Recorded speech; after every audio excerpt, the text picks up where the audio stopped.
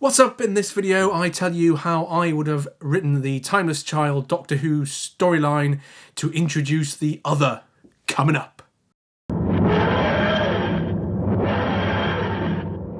What's up everyone, Tim here from Sao Til, celebrating the awesomeness is a TV show Doctor Who. On this channel I produce videos all about Doctor Who, from show news, episode reviews, reaction videos and fan theories just like this one, so if you're new here please consider subscribing. Rightio, this is another video in the series of videos I am producing all about how I would rewrite the Timeless Child storyline to not damage canon and make it make more sense than what we got in real life. Mainly because I am a superfan / genius.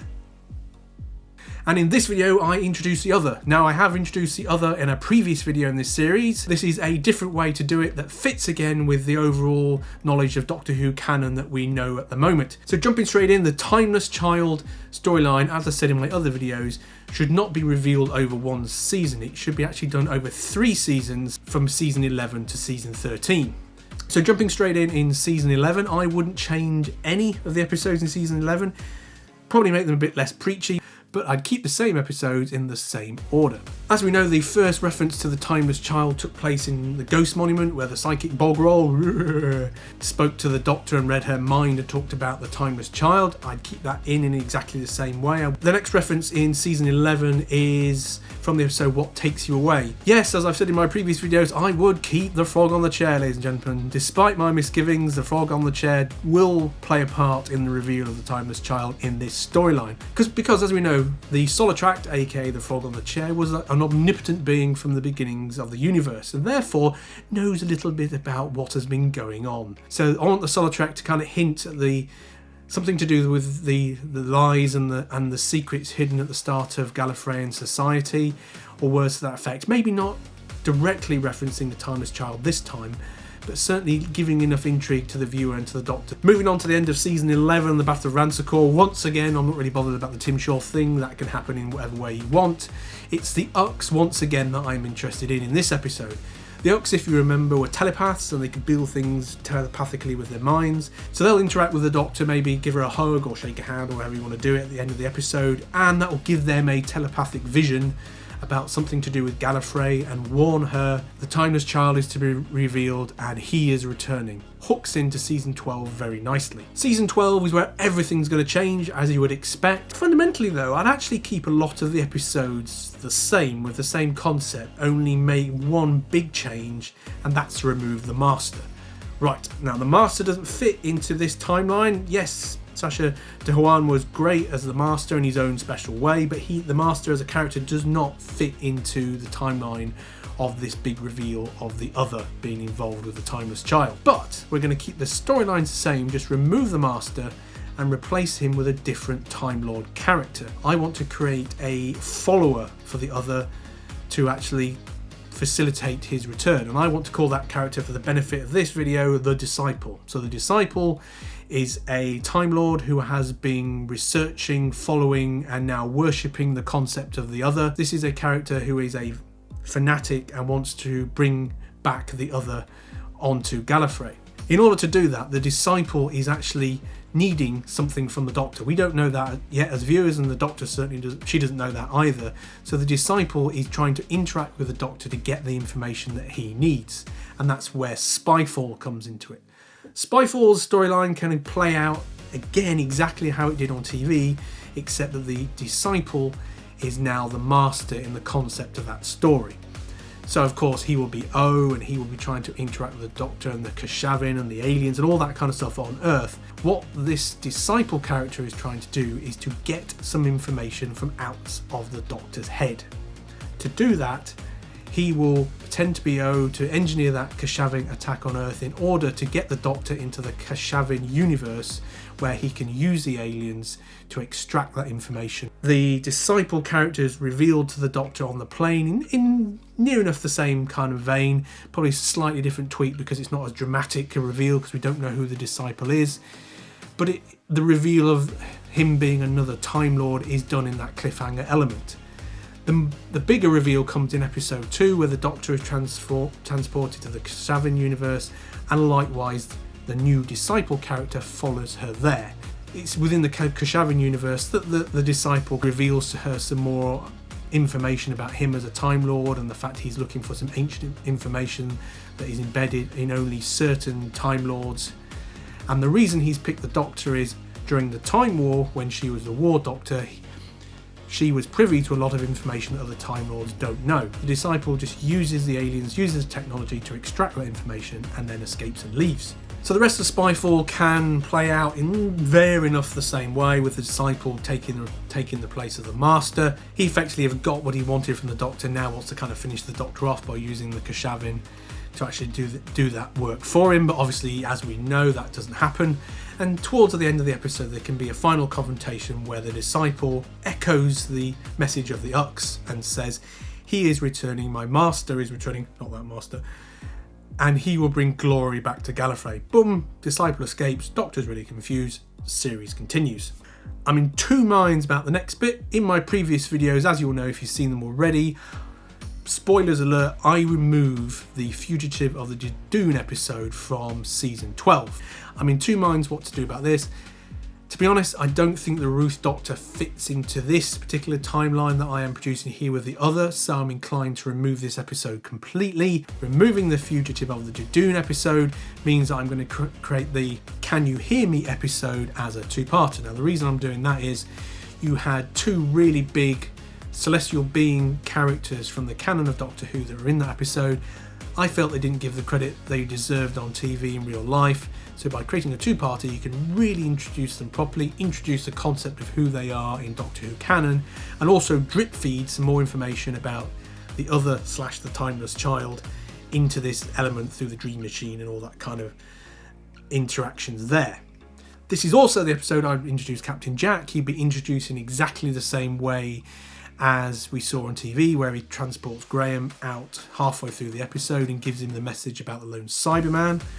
I'm inclined to make sure that it was really overtly clear that Captain Jack is actually fighting in the Cyber War at the time we see later on in the series, and that he has got some specific intelligence about a lone Cyberman escaping, but this one is very clearly stated that he has escaped to go and find the Time Lord. Now, Captain Jack assumes it's the Master. Captain Jack doesn't realise it's actually the disciple that we're talking about. So he's warning the Doctor that the Cybermen are potentially doing a deal with a rogue Time Lord. That episode continues. We get obviously drip fed a bit more about, well, less about Timeless Child and more about the beginnings of Gallifrey, with the old celestial beings giving the Doctor some cryptic information about secrets withheld from everyone on Gallifrey. And then the episode ends in much the same way that we saw on TV.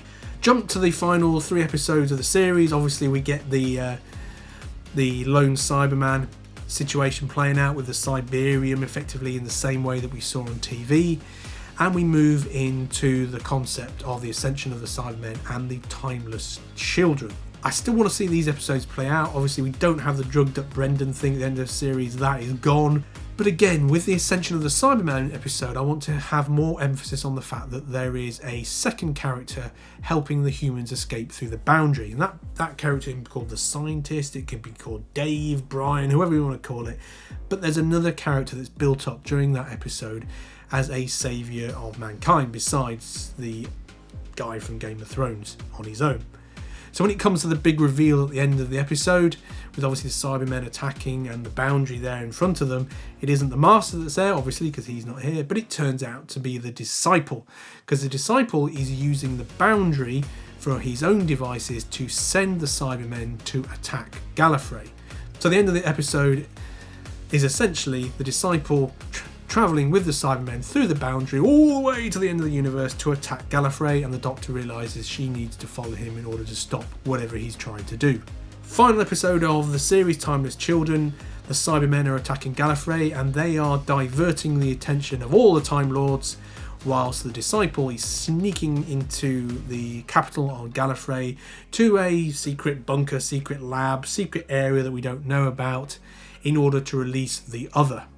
So the Doctor leaves her family to help the humans, or they get separated, and the Doctor follows the Disciple into this so-called secret base, where we get the confrontation between the Disciple, the Doctor, and the other. Now the other can be very much portrayed in the way that Rassilon was portrayed in The Five Doctors. He's essentially a corporeal being, he has no body, and he has been communicating with his disciple via telepathy, and other is essentially trying to become physical, whole, new set of regenerations again. Through the conversations with this corporeal being, the disciple, and possibly connections with the Matrix, we find out about the other's involvement in the start of Gallifrey. Because of course we had Rassilon, who was the politician, we had Omega, who was the engineer, and the other is going to be the scientist. They were the three that created Gallifreyan society, and the other specifically created the regeneration cycle. And we find out that the Timeless Child storyline has been slightly downgraded, and it was again a child was found by the other out there in the world and was experimented on until he mastered the art of regeneration. The concept of who the Timeless Child is can be kind of part, we're not really interested in that, because we come to realise that the other is actually quite an evil person and wants to return to real life in order to take over and dominate Gallifrey, because he was betrayed by Rassilon and potentially by Omega once he'd created regenerations all those many millions of years ago. The disciple actually succeeds in it being able to resurrect the other. Maybe he actually uses part of the Doctor's regeneration force to do that, so it kind of links the Doctor to the other, and that will play out in season 13. Obviously the disciple has done this deal with the Cybermen to actually get him onto Gallifrey. The Cybermen realise that they've been double crossed and then go after the disciple. This causes enough of a distraction that allows the Doctor to escape. Not before the Gallifreyan reinforcements come in, get rid of the Cybermen, destroy the Cybermen. The other and the disciple manage to escape, elude capture of the Time Lords and escape in the cyber ship, or escape in another TARDIS or another ship. They leave Gallifrey because they're going to be back in the next season, and the Doctor is left to realise that she has learnt a big secret about Gallifrey. The Gallifreyans aren't too happy about that, so the Doctor escapes their clutches as well and takes her family back to Earth. The Doctor can be quite disheartened at the end of that season because she's kind of gone through and realised once again that her people have let her down. I would like to see her leave the family on Earth and just leave, because she realises she needs to sort out this. I think it was actually shown on TV but not really elaborated on, about her not wanting to tell her companions about her background and where she came from, and actually you could really emphasise this and amplify this in this series, that she doesn't want to talk about Gallifrey and be quite abrupt and be quite rude actually when the companions ask her about it. She dumps them, she leaves them. We've got time for a Christmas episode, light-hearted Christmas episode. She leaves, goes back to Gallifrey. That can be the start of the Christmas episode. Gets arrested because the Time Lords blame her for the resurrection of the other and the exposure of the secret. She gets a distress signal back to Earth. Her companions don't know what to do. Enter Captain Jack. Captain Jack comes in, teams up with the companions, and goes to rescue the Doctor from a Time Lord prison, wherever that may be.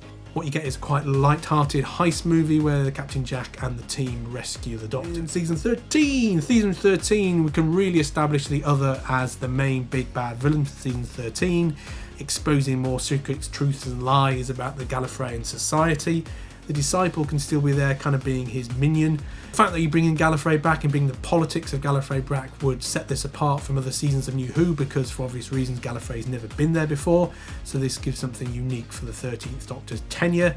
You can also bring Rassilon back, because if you remember, he's still out there somewhere after he got shot off Gallifrey by the 12th Doctor, so you could potentially have some confrontations between Rassilon and the other towards the end of that season. So I think this season 13 can be the season of Gallifrey and really overemphasise all the canon you've got about Gallifrey that you've seen before. Right, there we go. There is how I would introduce the other into the TV canon of Doctor Who.